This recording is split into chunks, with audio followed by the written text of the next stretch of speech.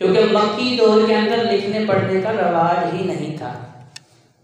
कि लिखने पढ़ने का रवाज मदीने के अंदर था और मदनी दौर की बातें तारीखी एतबार से ज़्यादा दलाइल और शवाहिद से साबित होती हैं। अब ये सारे के सारे वाक़यात मक्की दौर के हैं, तो हमें इन बहसों में भी पढ़ने की ज़रूरत नहीं कि साल कौन सा था, महीना कौन सा था, दिन कौन सा था, तारीख कौन सी थी।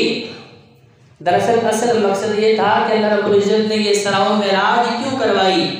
पहला मकसद ये था कि जब नबी करीम सल्लल्लाहु अलैहि वसल्लम परेशान थे तो अल्लाह रब्बुल इज़्ज़त ने उस परेशानी से निकलने का सबब क्या पैदा किया कि बताया, ए नबी, इस दुनिया में आपकी सारी दुनिया भी दुश्मन बन जाए, आपकी जान लेने के दरपे भी हो जाए, तब तक हम आपके साथ हैं कि आपका बाल भी भीगा नहीं कर सकते।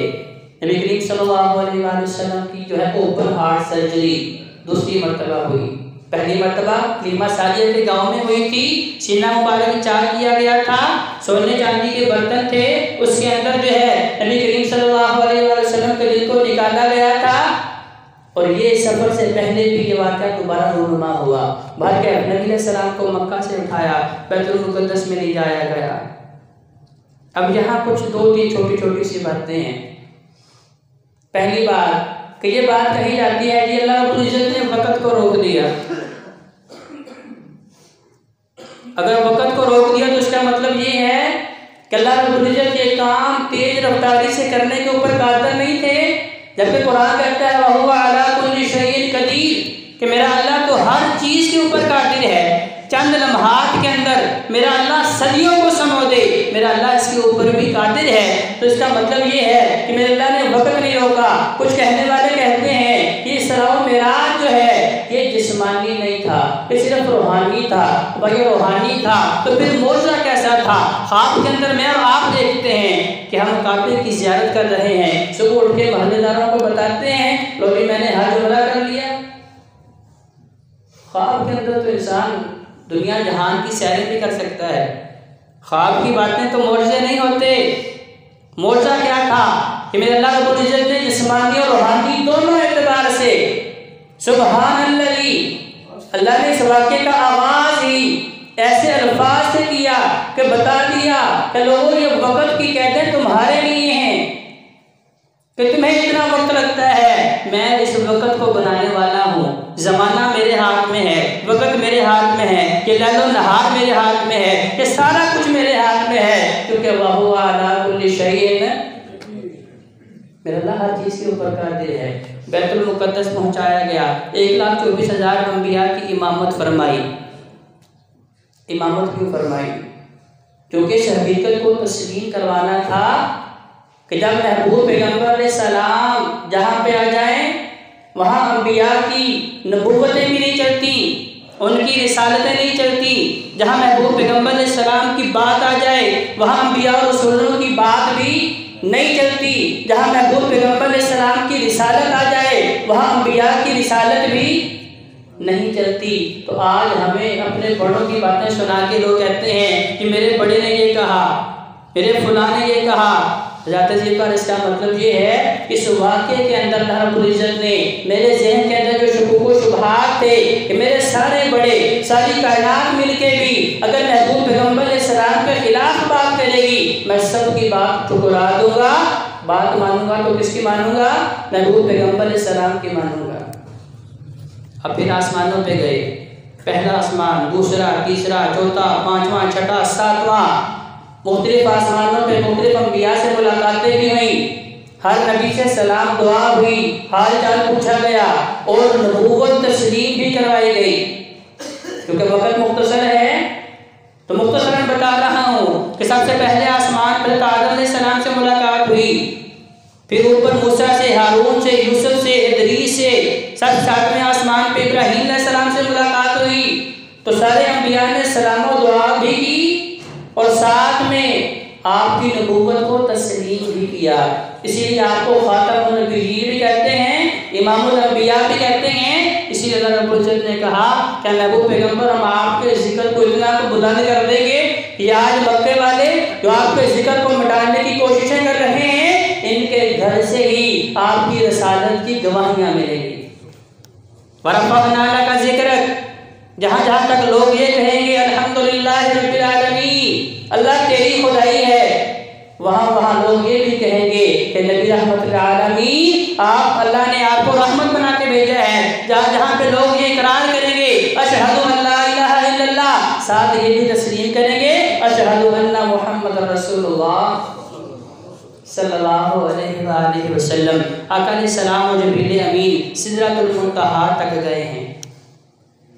मुंतहा का मतलब जो का ये तो उर्दू में भी इस्तेमाल होता है, इसका मतलब है आखिरी मुकाम, बिल्कुल इंतहा का मुकाम। उससे ऊपर ना कभी जिब्रील गए हैं, ना उससे ऊपर कोई भी मखलूक जा सकती है, क्योंकि उससे ऊपर 70,000 नूर के पर्दे हैं, उससे ऊपर मेरे अल्लाह की कुर्सी है, और उससे ऊपर मेरा मालिक कायनात अपनी कुर्सी के ऊपर विराजमान है। आका अलैहिस्सलाम वहाँ तक गए हैं, अल्लाह रब्बुल इज्जत से गुफ्तगू हुई है, अल्लाह रब्बुल इज्जत से बातचीत हुई है, अल्लाह रब्बुल इज्जत से तोहफे तोहफ़ का तबादला हुआ है। अब अल्लाह रब्बुल इज्जत के सामने महबूब पैगंबर ने तोहफा क्या पेश किया? मैं अत्तहियातु लिल्लाहि वस्सलावातु वत्तय्यिबात। एक माड़ा बंदा तगड़े को तोहफा क्या दे सकता है? सिर्फ दुआएं ही दे सकता है। और फिर इंसान जैसा आजिज़ जिसके पास अपना तो कुछ है भी नहीं है, ये सांसें तो अल्लाह की हैं, ये बसारत तो अल्लाह की है, दिल का धड़कना तो अल्लाह का है, ये बोलना तो अल्लाह का है, ये सुनना भी अल्लाह का है, ये समझना भी अल्लाह, हर चीज़ तो अल्लाह की है। तो अल्लाह को फिर हम तोहफा क्या पेश कर सकते थे?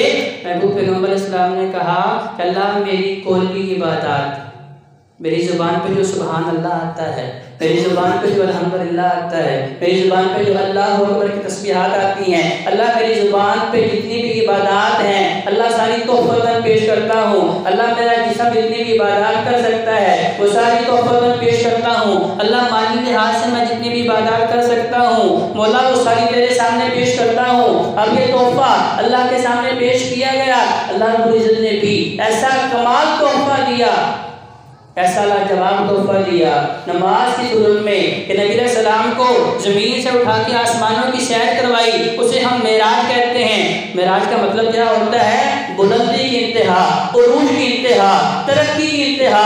अल्लाह रब्बुल इज़्ज़त ने कहा कि मैं बंदा मोमिन के लिए दिन में 5 मरतबा मौका दूंगा जब वो भी इस बुलंदी को छू सकता है। अस्सलातु मेराजुल मोमिन, तो मैं मोमिन की मेराज क्या है? अब उस बुलंदी को मैं और आप भी हासिल कर सकते हैं। तो उस बुलंदी तक जाने का मकसद क्या था? तकर्रुब इलाही हासिल करना था। और अल्लाह ने मिलाज करवा के बताया क्या है? क्या लोगों, ये नबी ऐसा नहीं कि तुम ये समझो कि इसका पीछे वाली वारिस कोई नहीं, इसका मददगार कोई नहीं। हम हैं जो उसे हर मुश्किल से निकालने वाले हैं, हम हैं जो उसे हर मुसीबत से निकालने वाले हैं। कि सब्र और इस्तिक़लाल का पहाड़ तुम्हारे सामने खड़ा है कि सिर्फ हमारी रज़ा के लिए खड़ा है।